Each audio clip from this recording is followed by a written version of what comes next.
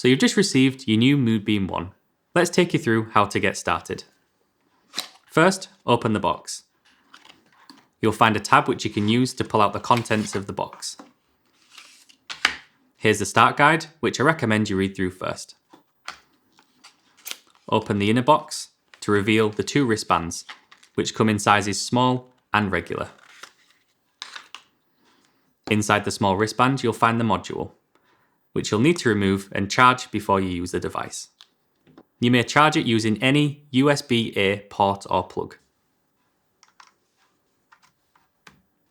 You'll know the module is inserted correctly because it will flash orange and then green. It will then stay a solid green once the device is fully charged, which usually takes no longer than an hour.